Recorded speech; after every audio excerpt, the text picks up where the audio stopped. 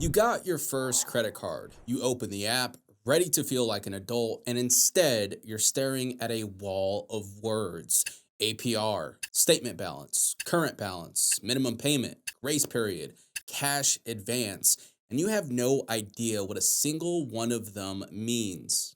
So you do what most people do. You guess, you pay the minimum because it's the smallest number. You let a balance ride to next month, and without realizing it, you just handed a bank money you never had to pay.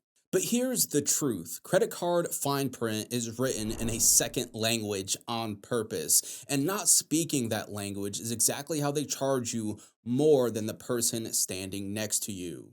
So, in the next 10 minutes, I'm going to translate every credit card term that actually matters and the exact order you'll run into them. By the end of this video, you'll read your statement like you wrote it yourself, and you'll never get caught overpaying again.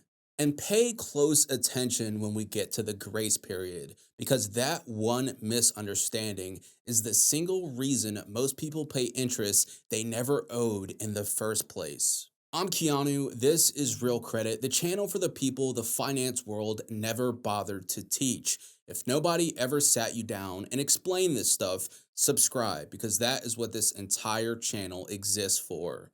With that being said, let's get into it. So first, let's go over the words you will meet the second you get approved. APR, it stands for annual percentage rate. In plain English, it's the interest rate, the price of borrowing money on the card if you don't pay it back in full.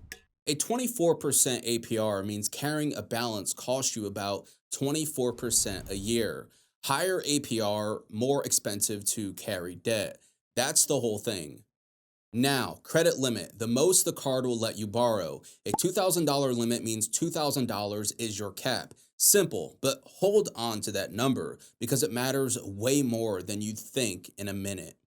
Annual fee. Some cards charge you just to carry them, anywhere from $95 to several $100s a year.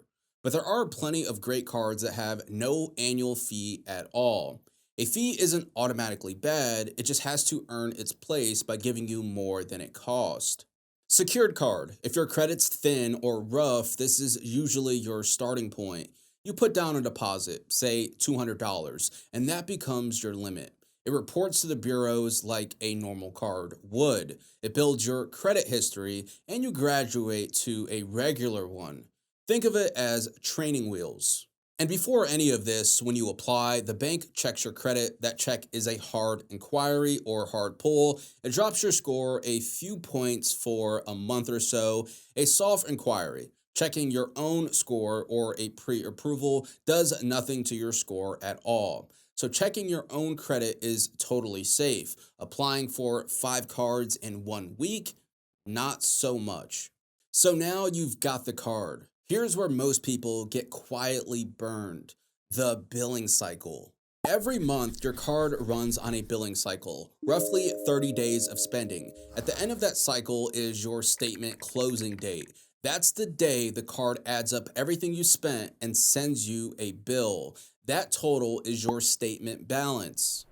Then there's your current balance. That's everything you owe at this exact second, including new charges made after the statement closed. So your statement balance and your current balance are almost never the same number. And knowing which one to pay is everything. Then comes your due date, usually about 3 weeks after the statement closes. And that gap between the statement closing and the due date has a name, and it's the most valuable thing on this entire list. It's called the grace period. Here's the magic: if you pay your full statement balance by the due date, you pay zero interest. Zero. It does not matter if you spent 200 or 2000. Pay the statement balance in full, and that borrowing was completely free. That is the single most important sentence in this video. The grace period is the bank handing you an interest-free loan every single month, and most people throw it in the trash because nobody ever told them it was there. Which brings us to the number that traps everyone: the minimum payment. It's the smallest amount you can pay to stay current, usually a tiny slice of your balance. It looks like a gift, but it's really bait.